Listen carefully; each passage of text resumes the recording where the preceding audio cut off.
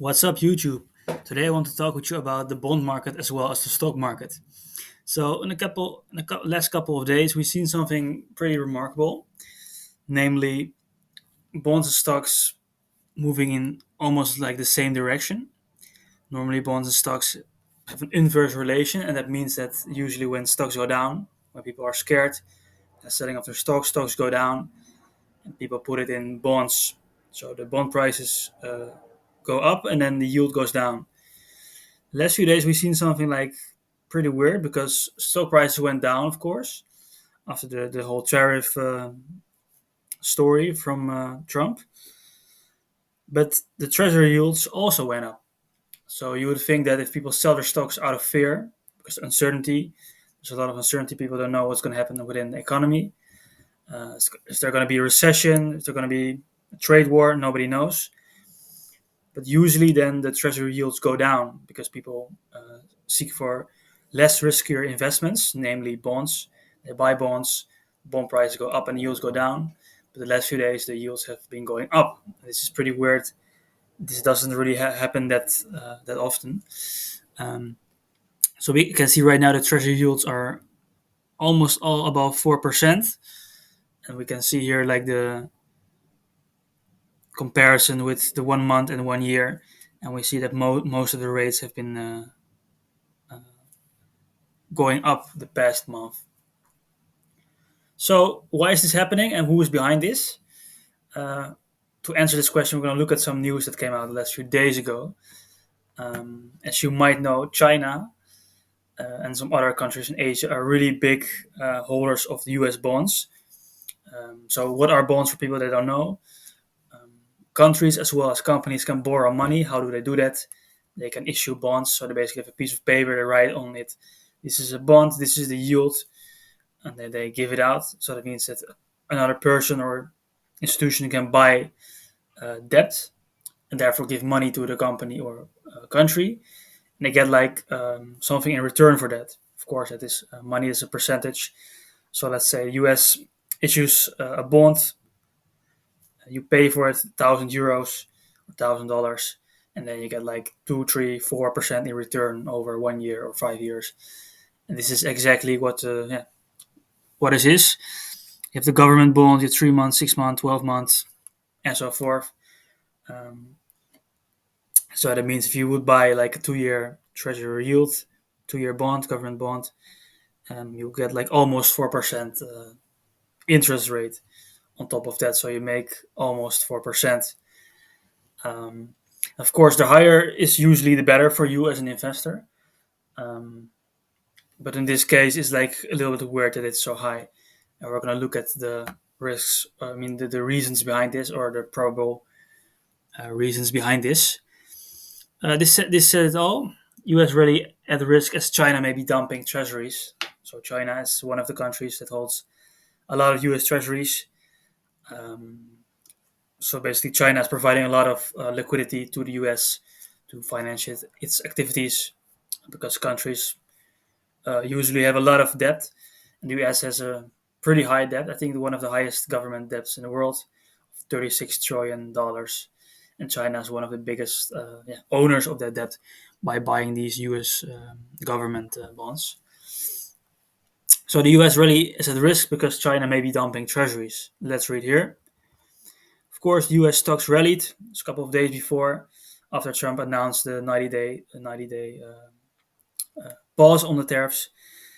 But soaring overnight treasury yields suggests China may be quietly selling U.S. debt in response to new tariffs, right? So stocks were going up, but the treasury yields were also going up, which is a little bit weird. Um, so behind the scenes, U.S. treasury yields have been rising sharply, not during the trading day, but overnight when foreign markets are active. Of course, U.S. markets are closed at night, but then at the other side of the world, it's day there. So the Asian markets are open when the U.S. is sleeping. And these overnight spikes are more than just market noise. They may be the clear signal that China is quietly but deliberately selling US treasuries. So China has long been one of the largest holders of US government debt, peaking at over 1.3 trillion a decade ago. Today those holdings have fallen to just 759 billion, the lowest level since 2009. So it's been going down for the last, say, 10, 15 years. And just this week, of course, the US imposed a 125% tariff on Chinese goods. Um, you had China, you had US, every time more and more tariffs, a higher number, intensifying, blah, blah, blah. And hours later, the yield on the 10-year Treasury jumped from 4.1 to 4.5%. And that didn't happen during US trading hours. So it happened in the dark between 8 p.m. and 3 a.m. when Beijing and Asian markets were open for business. Like I said before, this is not ordinary market behavior because yields typically fall ahead of recessions and or during equity pullbacks as investors seek safety. And the fact that they're rising right now in a period of economic uncertainty points to supply-driven selling, potentially for a foreign source. Like I told you before, um, in times of uncertainty, the yields should be going down, not going up. So this is pretty weird, and this suggests that people are deliberately like selling um, the bonds. That is not good news for the U.S. So the bond market is acting weird. It spooked Trump. So this article is quite fascinating because it suggests that there might be more behind the 90-day tariff pause than we might thought before. So typically, when investors sell stocks in time of crisis, they pile into U.S. treasuries, seeking the safety, of course, of an asset backed by the full faith of a credit of the U.S. government. U.S. government, unless the fact that it has super high debt, has a pretty reliable partner to pay off the debt. So in times of uncertainty, investors sell stocks and they put their money in bonds, so the yields go down. But right now, like I said before, the yields have been going up, and this is weird. Stocks declined, sold off treasuries, raising questions about how much they value the promises made by the U.S. government to pay its debts amid concerns about tariffs will impact economic growth. So, who is selling these bonds? Is it China? Is it Asia? Because they want to annoy the U.S. or harm the U.S. in some way, or is it the U.S. investors themselves who are increasingly getting worried about their own economy and how their economy is doing? And let's see what the White House and the Trump administration had to say about that. So the National Economic Council Director Kevin Hassett said bond markets played a role in Trump's tariff pause Wednesday, but did not cause a panic move. So that's interesting. So they basically admit right now that the fact that Trump put a 90 days tariff on hold, or tariff on hold for 90 days, is partly because the bond market made such a big move in such a short time. Blah, blah. The bond market was telling us, hey, it's probably time to move. Certainly would have contributed at least a little bit to that thinking, but it wasn't the bond market that made a panic move, as I told CNBC. So they're basically denying that they panicked and they therefore put the tariffs on hold. Of course, it's quite remarkable because the US punishes the world with aggressive tariffs. Asian countries like China, maybe Japan, other countries might be dumping the US bonds, and that they quickly put the tariffs on hold. I mean, it's a little bit suspicious. We don't know, of course, for sure. It's a little bit weird, the timing.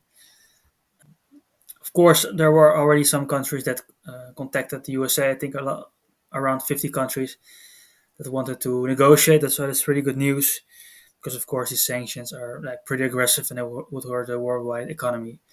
Nobody would benefit from these tariffs. A lot of I said it in my previous video. A lot of these billionaires, the Wall Streets, big men, big boys from Wall Street, said it before. Like if you put a tariff maximum 10%, like these crazy high tariffs are not going to do anything for anyone any good. So there's a lot of pressure on Trump, also from people like close friends or close like allies like Elon Musk to not use the tariffs anymore. So right now, news is a little bit mixed, a little bit good news, a little bit bad news, and you might be wondering, okay, what direction is the market heading to? Um, and I found some potentially good news. And this is from a liquidity heat map. And what does it mean? This shows where there is liquidity in the system on a particular market. This is the S&P 500. And the darker the tone darker the color, the lower the liquidity is, and the higher the more liquidity. And what does this mean, and why is this so important? Well, usually the price moves to the point of liquidity. So basically, the price follows liquidity like a magnet. And right now we see that there's a lot of liquidity building around this level of 6,149, which is around the previous all-time high. And you see it's been building there since, what time frame is this? We cannot see it right now, but this is the 6 month heat map, and we can see the last since February. I think since February, this liquidity has been building up. Of course, the price went down. The stocks crashed, not crashed, but shortly entered the bear market, more than 20% drop. And we see currently there's a lot of liquidity here. And like I said, liquidity drives the price to that point. And there was some liquidity here, but we, of course, eradicated it all, almost no liquidity anymore at this point. So according to this heat map, there's a lot of very little room for the price to go down because there's no liquidity under this price of 5,000 points. But there's a lot of liquidity around 6,140, 6,150, around all-time high. So this might be a good reason why the price can move to this point in the next coming months. So there's a good reason to be bullish. I mean, there's a lot of uncertainty going on in the world about the tariffs, about this, a possible recession that is looming, a trade war, how will China retaliate, how will European Union retaliate, what is this country going to do, what's that country going to do, but this is at least one good sign. So there's a big chance the market will move somewhere in the next couple of months to this point to pick up the liquidity. So the next thing I want to look at is the liquidation heat map for Bitcoin. This is from the exchange Binance, and this is for the past for the past 6 months. 6 months heat map, and there we can see that a lot of liquidity is building up around the price of 74,000 right now. There was a lot of liquidity around the price of 75,000, but we got most of that by this price going already down below 75,000. And right now we see there's a lot of liquidity building up around 74,000. So this is potentially bad news for Bitcoin because this means the price is going to go down, pick up the liquidity before it can move forward again, upwards again. We see almost no liquidity on top, so that is pretty bearish news. This was the 6 months. If we look at the 3 months heat map for Bitcoin, then we see again a lot of liquidity around 74, but also a lot of liquidity around 99, 100K, a little below the all-time high, I think, of 108. And we see that even the 100K liquidity is more than the 74. So there might be a big chance that we're moving towards the 100K first before the 74 if we don't go down again. So that's potentially good news for Bitcoin. So as you can see, there's quite a mixed situation, mixed view here. We of course don't know for sure what the markets are going to bring, what the world's going to bring, but if you invest in good companies and in good crypto coins or in Bitcoin for the long run, then you'll probably do pretty well and you'll probably outperform most people. All right, that's it for today's video. Let me know in the comments below what you think about this video. If you have any questions, don't forget to like, comment, subscribe, and I catch you in the next one.